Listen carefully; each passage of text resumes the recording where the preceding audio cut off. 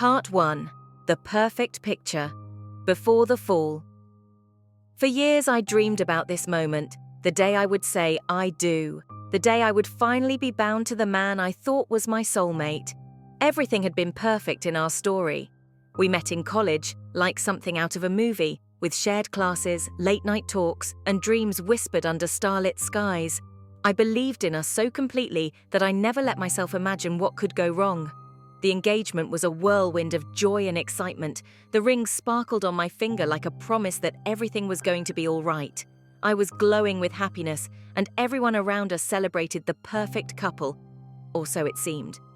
Planning the wedding consumed my days and nights. Every detail mattered: the flowers, the venue, the guest list, the dress. I wanted it to be flawless, a day that would seal our love forever. Jake, my fiancé, was charming and loving in public, making speeches about how lucky he was to have me. His friends adored me, and his family welcomed me like their own daughter. But beneath the surface, cracks were beginning to form, tiny, almost invisible fractures that I chose not to see. At first, it was little things, a curt tone here, a missed call there. I brushed it off as stress or fatigue, assuming that wedding planning was hard on both of us. The weeks leading up to the big day, though, felt different. Jake grew distant. He stopped texting as often, stopped asking how I was. When we were together, his eyes seemed elsewhere and his smiles felt forced. I tried to talk to him to understand, but he always deflected or told me I was overthinking. I told myself not to worry. After all, what could possibly go wrong when everything looked so perfect?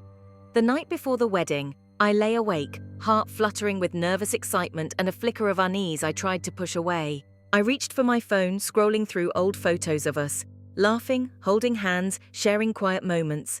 I wanted to believe that the love behind those pictures was real and would last forever. Morning came like a flood of light and nerves. I dressed in my wedding gown, the fabric soft against my skin, my hair and makeup done to perfection. The world outside was buzzing with excitement, but inside me, a storm was brewing. The church was filled with family, friends, strangers who smiled at us and whispered congratulations. I felt like I was walking on air, ready to start the rest of my life with Jake. But as I stood at the altar waiting for him, a cold knot tightened in my stomach.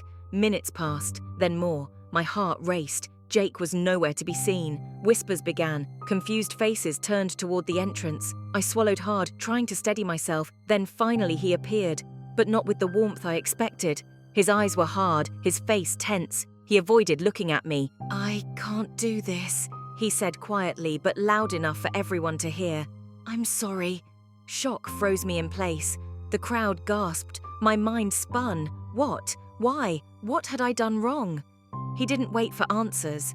He turned and walked away, right down the aisle, leaving me standing there in my wedding dress, surrounded by stunned silence and broken dreams. The weeks that followed were a blur of pain, questions, and unbearable humiliation. I replayed every conversation, every moment, searching for what I missed. Friends tried to comfort me, but how could anyone understand the agony of being abandoned on the most important day of your life? My family rallied around me, but even their support couldn't fill the emptiness inside. I felt betrayed not just by Jake, but by my own heart that trusted so blindly. Yet in the wreckage, a small voice whispered, "This isn't the end." I didn't know how, but I promised myself I would find a way to rise from this, stronger and wiser. Part 2. The silence after the storm, picking up the pieces. The silence after Jake left me at the altar was deafening. The church, once filled with laughter and joy, now felt like a tomb, hollow and cold. I stood frozen, the whispers of the guests swirling around me like a storm I couldn't escape. My heart pounded, each beat a sharp stab of disbelief and heartbreak. How could the man I loved, the man I planned to spend my life with, just walk away like I was nothing? Was I really so flawed, so unworthy, that he couldn't even look me in the eyes one last time? The questions overwhelmed me, and the answers refused to come. That day marked the beginning of a dark chapter in my life. For weeks, I drifted through my days in a haze of shock and sorrow. Friends called, but I barely had the strength to respond. Family members came by, offering hugs and quiet support, but even their love felt distant, unable to reach the gaping hole inside me. At work, I tried to put on a brave face, but every smile felt forced, every conversation a struggle. I was haunted by memories of Jake, his touch, his words, the promises he'd made that now felt like lies. Nights were the worst.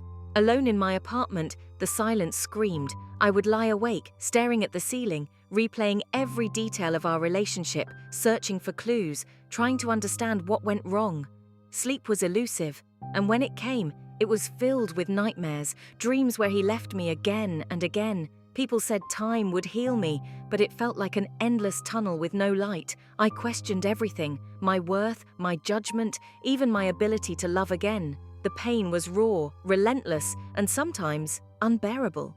But slowly, amid the wreckage, a flicker of something else began to grow.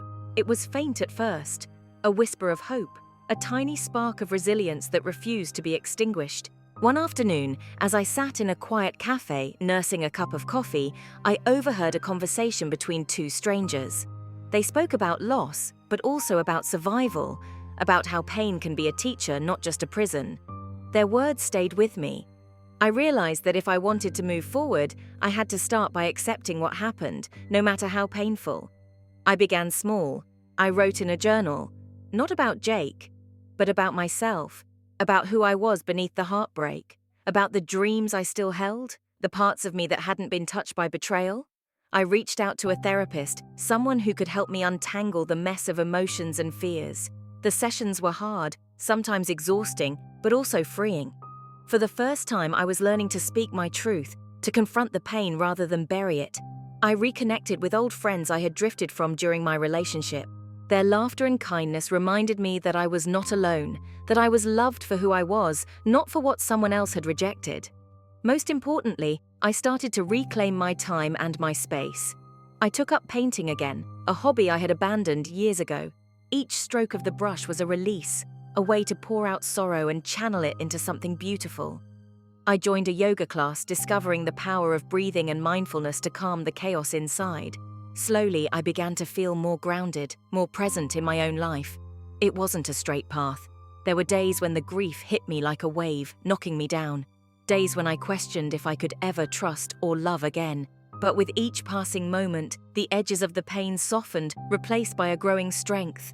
I realized that Jake's abandonment didn't define me. It was a painful chapter, yes, but it wasn't the whole story. I was beginning to write the next pages. Pages filled not with heartbreak, but with healing, hope, and the courage to believe in love again. Part 3. Learning to trust myself again. The long road back. The days blurred into weeks, and the weeks into months. The raw wound Jake left didn't magically heal with time. Healing was a slow, painstaking process, like rebuilding a shattered vase piece by piece, unsure if it would ever look whole again. I learned early on that the hardest person to forgive was myself. For believing in him so blindly, for ignoring the warning signs, for letting my happiness depend so completely on someone else. The betrayal wasn't just his. I had unknowingly betrayed my own instincts, my own worth. Therapy sessions became my refuge. At first, I resisted opening the floodgates of pain, afraid that if I let it all out, I'd drown. But slowly, with the help of a compassionate counselor, I began to face the darkest corners of my heart. We talked about boundaries, how I'd blurred them in my relationship, trying to fit into a mold that wasn't made for me, how I had silenced my doubts and sacrificed my needs to keep Jake happy. It was uncomfortable to admit, but necessary. Bit by bit, I started setting new boundaries. I said no when I needed to, even if it made me feel selfish. I stopped over-apologizing for things that weren't my fault. I learned to listen to the quiet voice inside that said, "You deserve respect." Outside therapy, I returned to the things that once gave me joy and identity. Painting, which had always been my sanctuary, became a way to reclaim my soul. Every canvas I filled was a declaration that I was more than a broken heart. I was a creator, a fighter, a woman who refused to be defined by pain. Friends noticed the change. Some were surprised at how I was becoming more assertive, more confident. Others admired the vulnerability I was embracing. Slowly, I rebuilt my social world, surrounding myself with people who uplifted rather than drained me. Dating again felt like stepping into uncharted territory. I was terrified of being hurt, rejected, abandoned all over again. But I also knew that if I never tried, I'd be trapped in a prison of loneliness and fear. My first date after Jake was awkward and tentative. I was hyper-aware of every word, every gesture, afraid that my brokenness would show. But as the evening went on, I realized something important. I was still lovable. I was still worthy of connection. I didn't rush into anything. I took things slowly, allowing myself to feel without pressure, to rebuild trust at my own pace. Each small step was a victory. The biggest challenge was learning to trust myself again.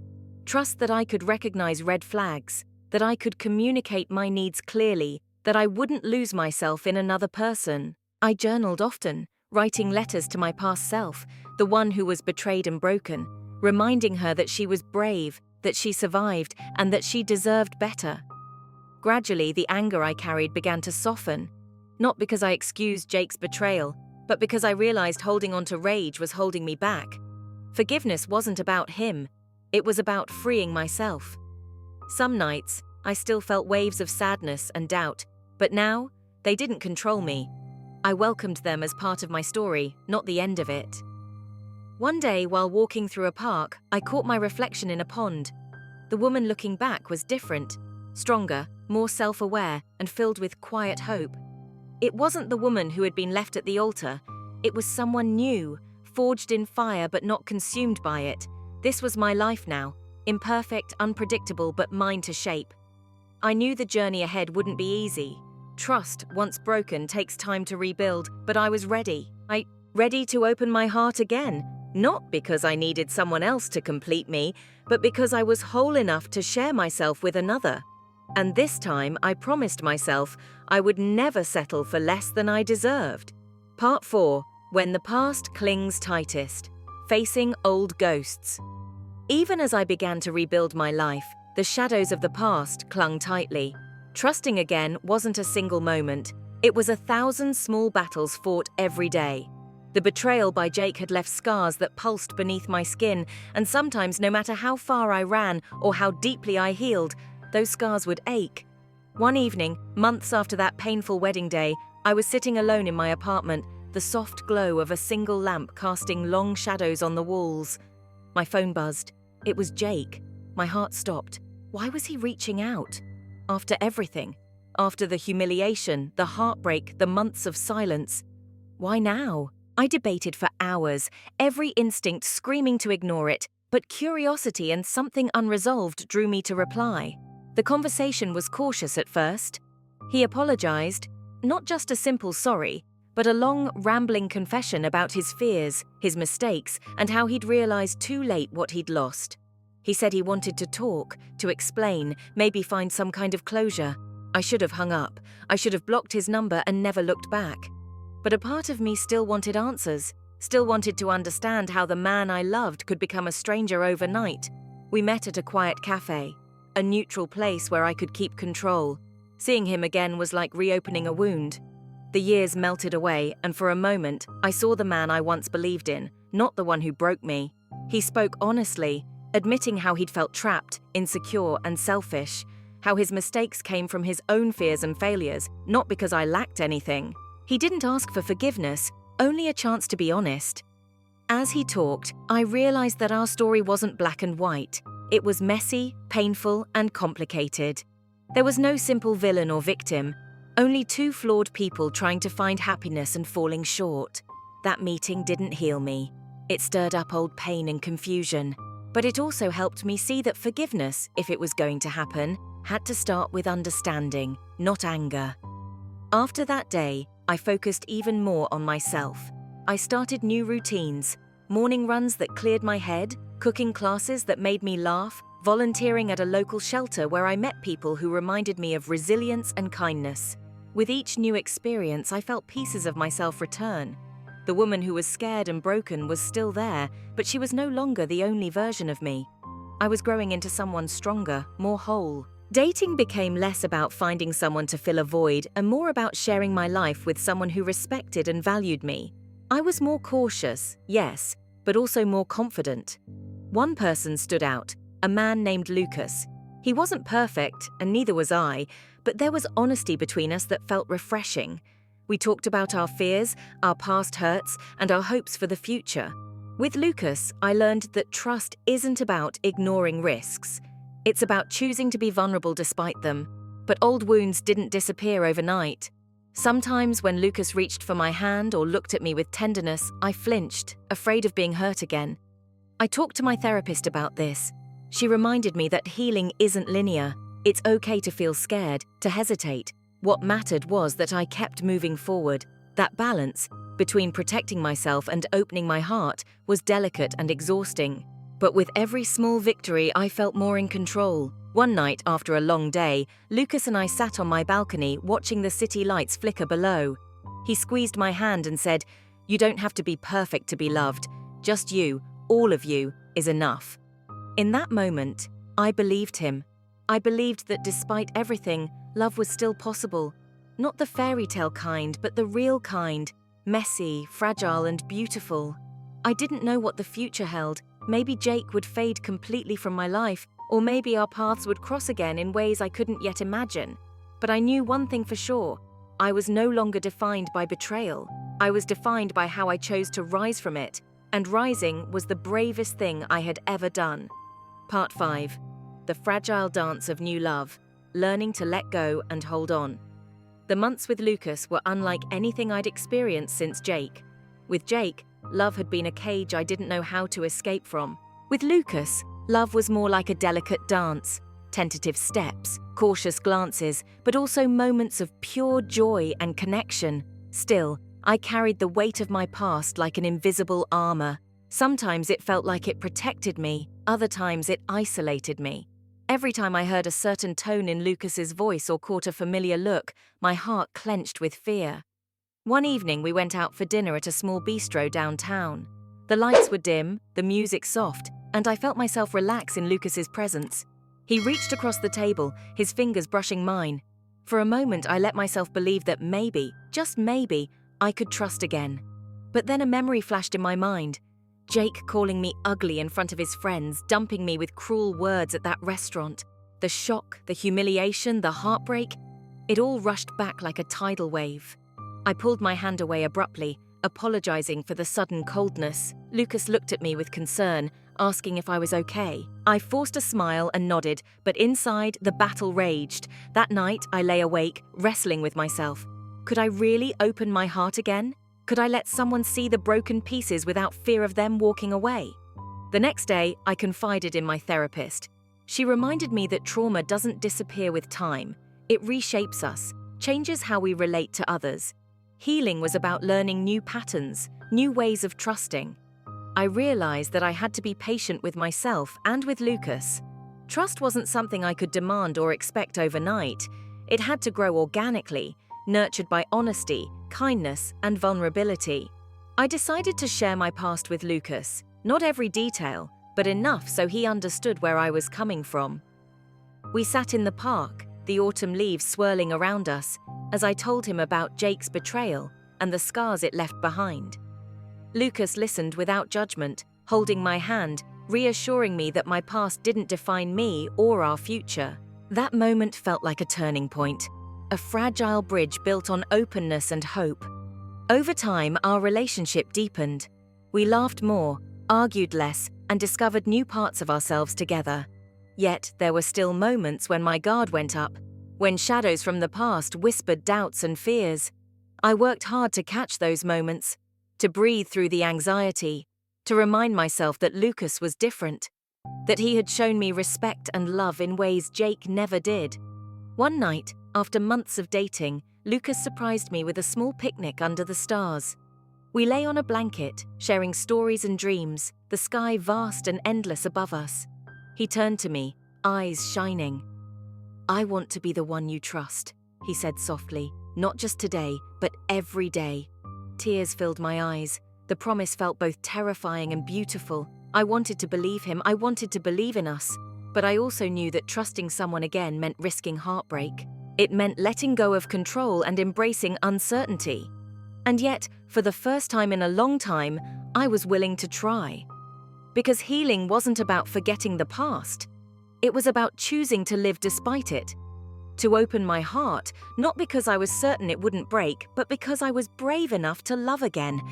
The road ahead was still long and uncertain, but with Lucas by my side and with the lessons I'd learned, I felt ready to walk it, step by step, moment by moment. Part 6, The Shadows of Doubt, when trust is tested again. Just when I thought I was finally finding peace with Lucas, the shadows of doubt crept back in, silent, sneaky, and relentless. Healing wasn't a straight path, and sometimes the past showed up uninvited, reminding me of all the cracks still lurking beneath the surface. It started with little things. A late reply to a text, a hesitation in his voice, the way his phone buzzed when he wasn't expecting it, but quickly slipped away from my view. I caught myself wondering, was this history repeating itself? Was I about to be betrayed all over again? I hated that my mind worked this way. I hated that Jake's betrayal had left me doubting every good thing that came after. I wanted to trust Lucas, I really did, but every fiber of my being screamed to protect myself, to expect the worst and prepare for heartbreak. One evening, Lucas invited me over after work. I was tired but agreed, eager to see him. When I arrived, I noticed his phone sitting face down on the kitchen counter. It vibrated once, then twice. I hesitated, heart pounding. Should I look? Should I trust? I fought the urge, but the seed of suspicion had been planted. Later, when Lucas stepped into the other room, I glanced at his phone's screen. A message preview popped up, showing a name I didn't recognize. My chest tightened. I put the phone down quickly, ashamed of myself but unable to shake the feeling of betrayal creeping back in. I confronted him gently that night. "Who's that?" I asked, voice trembling. Lucas looked surprised, then serious. He explained that it was an old coworker reaching out, nothing more. He showed me the messages, harmless conversations, nothing to worry about. I wanted to believe him. I did. But the fear was sticky, like tar on my soul. I realized then that my struggle wasn't with Lucas. It was with myself. The wounds Jake left had made me hypervigilant, suspicious, always ready for the next blow. I confessed this to Lucas, telling him about my insecurities, my fears. He didn't get defensive or angry. Instead, he pulled me close and said, "I'm not Jake. I'm here, and I'm not going anywhere." His words were a balm, but the healing was mine to do. That night, I wrote in my journal, trying to untangle my thoughts. I reminded myself that trust wasn't about perfection. It was about choosing to believe in someone's goodness despite uncertainty. I began to practice small acts of trust. Letting Lucas have his phone without peeking, sharing my feelings honestly instead of bottling them up, allowing myself to be vulnerable even when it scared me. Slowly, the walls around my heart started to soften. But life isn't just about personal battles, it throws curveballs when you least expect them. A few weeks later, I ran into Jake unexpectedly at a grocery store. His presence hit me like a punch to the gut. He looked different, tired, maybe even regretful. For a moment, the past rushed back in vivid color. We exchanged awkward words. He apologized again, this time in person. I didn't know if it was closure or just another wound reopening. I walked away feeling raw, unsure if I was stronger or more broken. That night, Lucas held me as I cried. He didn't ask questions or try to fix things. He just held me, steady and safe. It was then I understood. Healing wasn't about erasing the past, but carrying it with grace, letting it shape you without defining you. And with Lucas's steady presence, I believed I could finally learn what it meant to truly trust again. Not just others, but myself. Part 7. Breaking Down Walls. The Battle Between Fear and Hope. The days after my encounter with Jake blurred into a strange mix of relief and unease. Somehow, seeing him face to face made the pain more tangible but also strangely real, like I'd finally confronted the ghost that haunted me. Yet the emotional debris of that meeting lingered, casting long shadows over my fragile happiness with Lucas. It felt like my heart was in a tug of war, the heavy pull of fear battling the light, tentative threads of hope Lucas was weaving with every kind word and gentle touch. I wanted to believe in us, I wanted to believe in love again, but the scars ran deep. Some nights I lay awake, replaying memories of Jake's cruel words, his betrayal, and the way I'd felt utterly worthless in that moment. How could I unlearn all that pain? How could I open myself fully without the fear that it might happen again? Lucas sensed my struggles even when I tried to hide them. He never pushed, never demanded explanations. Instead, he offered quiet patience. a safe harbor in my stormy sea. One Sunday afternoon, we decided to take a day trip to the countryside, a place away from the noise, the reminders, the fears. We walked through golden fields, the sun warm on our faces, and for a moment, it felt like the world was holding its breath with us. We talked about everything and nothing. He shared stories from his childhood, dreams for the future. I told him about my fears, about the invisible chains I still carried. He listened without interruption, his eyes steady and kind. "I know it's hard," he said softly, "but I'm not going anywhere. We'll face this together." That promise was both a lifeline and a challenge. Could I really trust him? Could I risk being vulnerable? That evening, back at his apartment, I let my guard slip for the first time in a long while. I told him about the moments I felt suffocated by doubt, about the nights I wanted to run away from the very love I craved. He held me close, whispering that love wasn't about perfection or certainty. It was about choosing to stay, even when it scared you. It was a turning point. I realized that healing wasn't a straight path, but a winding journey with setbacks and breakthroughs. But just as I began to feel hopeful, an unexpected call shattered the fragile peace. It was Jake. His voice was low and hesitant, and I could hear the tension beneath his words. "Can we talk? I need to explain." My heart raced. Part of me wanted to slam the door on the past, but another part craved answers. Closure, maybe even forgiveness. I agreed to meet him one last time, hoping to end this chapter once and for all. The meeting was tense. Jake apologized again, revealing struggles I hadn't known about, regrets, loneliness, mistakes, but his words couldn't erase what he'd done. As I walked away, I felt the weight of the past loosen slightly, like a knot finally beginning to untangle. When I returned to Lucas, I told him everything. The meeting, my fears, my hopes. He didn't judge or question. Instead, he promised to be my anchor, no matter what storms came. In that moment, I realized that trusting someone again was not about forgetting betrayal. It was about choosing love in spite of fear. And with Lucas by my side, I was ready to try. Part 8. Redemption and Rebirth. The choice to love again. The days that followed my last meeting with Jake were a whirlwind of emotions. Closure was a word I had heard often but never fully understood until now. Meeting Jake face to face, hearing his regrets and apologies, stirred up a storm inside me, a mix of anger, sadness, and a fragile thread of forgiveness. But more than anything, it ignited a fierce determination not to let my past dictate my future. With Lucas, life began to feel like a cautious but hopeful sunrise. His patience and unwavering support were the foundation I needed to rebuild trust, not just in him, but in myself. Healing, I learned, wasn't about erasing the past or pretending the pain didn't exist. It was about carrying those scars with grace, allowing them to teach me resilience, and most importantly, allowing love to grow anew from the ashes of betrayal. One chilly evening, Lucas invited me to a small dinner at his place. The room was softly lit with candles, and there was a quiet warmth that felt like home. As we sat across from each other, he reached out and took my hand in his, steady, sure, and full of promise. "I want you to know," he said gently, "that I'm here for the long haul. No matter what happens, I'm not going anywhere." His words struck a chord deep within me. For the first time in what felt like forever, I believed them. I believed in us.